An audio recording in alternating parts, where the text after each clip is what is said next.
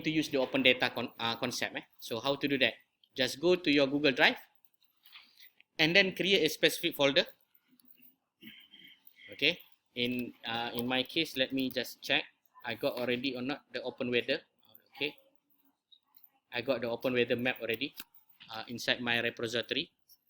But let me just open up here. Okay, this is the example. Okay, I got a folder, and then the first step is actually go for the Google Sheet. Okay, why I share with you most of the data are going to be manipulated from Google Sheet, because it is the best and simplified connector that you can use for your own benefit. So this one example, Sungai Buloh open weather. Okay, this is what you need to do. Okay, followed by the another one, we need to rename our header, or we call it our top rows, our top row of our apa nama ni, data lah. So I'm going to copy and paste just sajalah. Tuan-tuan boleh follow. You can insert following. The first one, date time, temperature, humidity, pressure and UV. If you want to insert another one also can lah, up to you. But the code need to be changed here and there. Contohnya anda nak masukkan apa? Wind speed dan lain-lain. So when you use a lot of this secondary data, you can plan it well for your control mechanism. Betul tak? Bila nak sembuh, pukul berapa nak sembuh, dekat mana nak sembuh, arah angin mana. Oh, ini very technical lah kan. That's why bila dia very one who really understand can do it. Bukan kaleng-kaleng lah, orang biasa-biasa tak boleh. Orang biasa-biasa setakat copy paste boleh lah, boleh dengar je lah. Okay, then next step is going to the extension followed by the app sheet. You know already about the app sheet, right? And then inside the app sheet over here, sorry, bukan app sheet, app script. I made a repetition. Just go into the extension followed by the app script, and then you are going to create a new app script, and then this app script are going to be made functionable lah by using these following things, which is you write there as Sungai Buloh open weather. Okay, so what I need to do based on this JavaScript, I want this JavaScript to activate the fetching mechanism. Means that when this code is fired, then they will fetch the data from the open weather map. Okay, faham kan maksud saya? Dia akan ambil data tu daripada open weather map. So first of all, of course, you need to use the open weather. Go to the open weather and then log in accordingly to your account. If you do not have account, sign in straight away. So open weather also is one of the idea about getting the climatological condition data. You can also ask another platform such as the AQI, Air Quality Index, whatsoever lah yang anda nak buat. Sekali kamu lah kan. Tapi saya tunjuk yang basic je, namanya Open Weather Map. You can also import the PM 2.5 and also PM 10 from this Open Weather. And then you can go for sign in. So I have already the account. So what I need to do is actually go for the sign in. And then I need to enter my details and enter my password. If you do not have the account, create an account lah.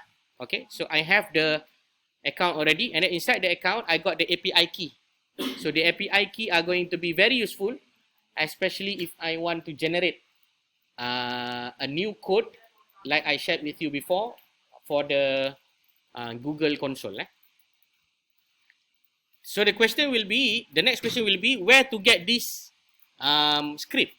So just go to the Git apa?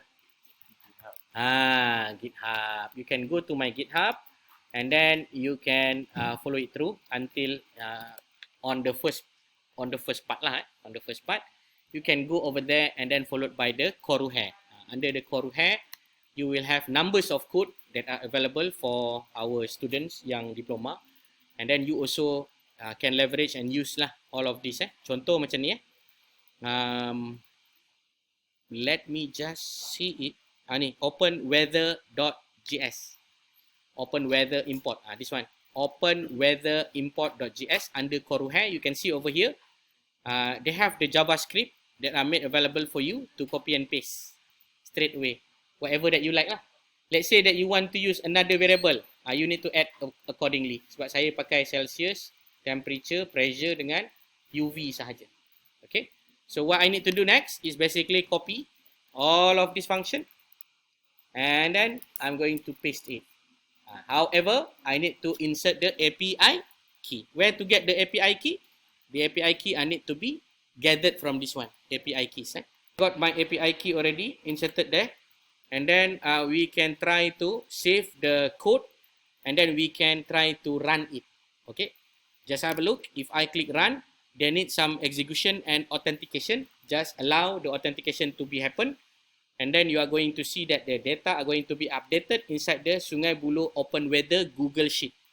Automatically, it will capture the data that we specify it, which location and so on, into our areas. So anda kena tukarkan dekat VARCT tu. Make sure you change it accordingly lah.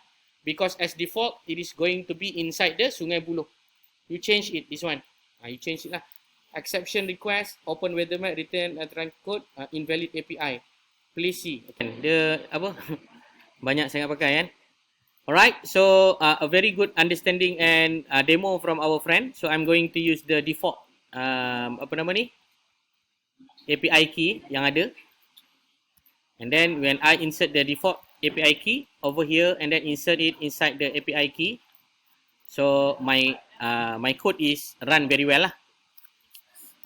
Execute and execution completed. And then you can see that it will update accordingly inside your spreadsheet. Betul kan? Okay. Yeah, copy that one. Yes, copy that one inside. Okay, after finish, then what you need to do is basically go to the time for triggering it. What I meant by triggering, that's mean we need to put some automation. So put add trigger, fetch data, followed by the head, select the source is based on the time driven, and then followed by the time minutes, and then every 5 minutes or every minutes lah. So save accordingly. So after this, every minutes, the code are going to be fired. Automatically, it will fetch the data from the apa nama ni?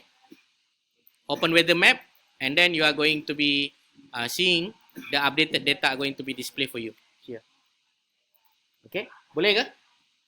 Inside the open weather map, and then you are going to copy also the whole code from our repository inside the GitHub, and then you just need to replace 2 items. The first one is the API key. This one you replace, and then replace your country code and also location. Okay, after you are doing that, then you need to run. After you successfully run it for execution of the log, you are going to see the update lah.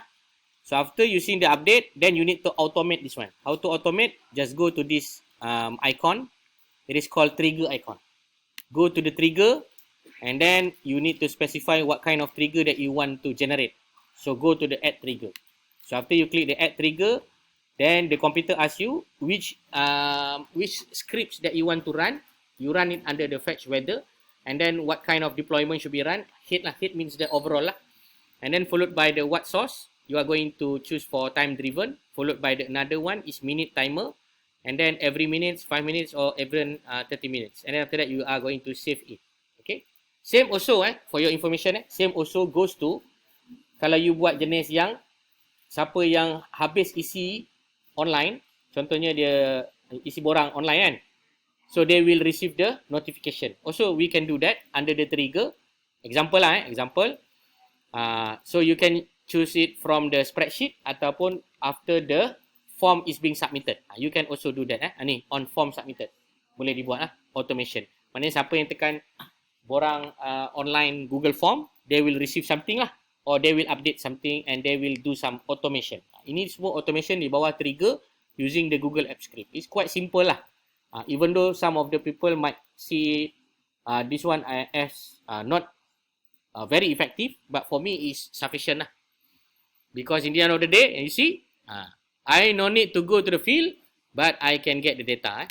It is not mean that you no need go to the field, but actually you need to leverage whatever data that we have that are currently useful for us to make prediction and also some environmental assessment in our areas.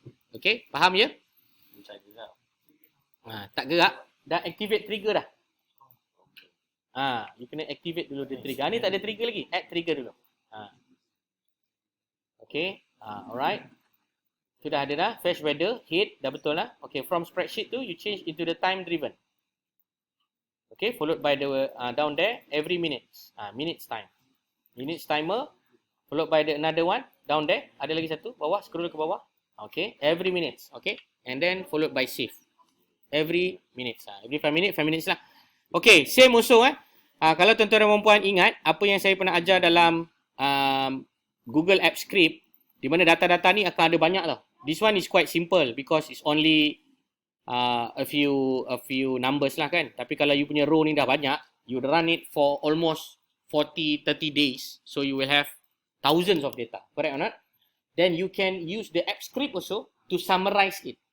Gunakan app script untuk summarize it. Then you can use the GitHub also. Dekat situ lah nanti kalau anda tengok dekat mana GitHub saya ni ada fungsi-fungsi yang berkenaan. So you can use it for free. This one is all for free. This one. You can see we got import data summary hourly. What does that mean? Yes, setiap jam dia akan aggregated those data and then put it inside. So you boleh see lah kat sini kita ada data daripada spreadsheet yang target dan kemudian kita ada spreadsheet yang source. Maksudnya kita akan ambil dua spreadsheet. Satu spreadsheet kat sini yang data puluh-puluh ribu punya. Lepas tu letak dekat satu spreadsheet yang clean. So itu adalah hourly. So we have the minutes time, hourly and whatsoever. So this is the example of how you want to leverage the JavaScript into your details. Nampak ni? Boleh nampak Yes. Historical data. You can access it through the member here. You can go for, tak silap saya boleh. You can go for services and then you can request lah. Yang lama-lama ke, yang belakang ke. Kalau macam saya, tak silap saya lah. You can go, tak silap, tak semua lah you boleh dapat. Tak semua you boleh dapat. Yang kena bayar ni usually is actually your forecast data. Forecast, yes. For the historical data, no problem. To get it much more accurate for your country, you can also ask the DOE lah, Department of Environment or Meteorology need to pay. Sorry, DOE free. You can ask the Department of Environment to give you the you can write a letter lah, and then after you write a letter, then they will give you the historical data. Okay, yang itu tak ada masalah Boleh jelaskan? Ini data saya nampak. Automatically dia append dia append pump the data Okay, ada apa-apa soalan? Me lah if you ask me, I will not share this data. I will share the summarize of this data using the dashboard. So I'm going to share the dashboard lah, dashboard view. Because the dashboard enable yourself to control everything with regard to the input and output of the data kan. Pukul berapa, tarikh, masa dan sebagainya, you boleh control. Mana data yang you nak bagi, you tak nak bagi, you boleh specify lah. Okay, ini contoh data saya. Kalau anda tengok rawang ni, daripada bila ni? Tak silap saya lah. Daripada tarikh bila ni? 1 hari bulan 11. Pukul 11 pagi. Waktu kursus hari tu dengan student semester 4. So you can see I have approximately how many data here. This one is fetch every day without fail. Every minute 47,000 of the data. So if you want to load this one inside your Google site, I do believe that is going to be hang Tapi kalau anda letak dalam local data studio, it become very very nice. Very nice forecast of the data. And then if you want to leverage the use of this data also, you can manipulate it by using what? Macam mana nak buat? Kita boleh jadikan dia tadi apa? Kita boleh jadikan dia accumulated data. Kita boleh buat apa? Aggregation. Okay, habis semua cerita-cerita saya yang taklah kata bohong tapi kira betul jugalah kan. Alright,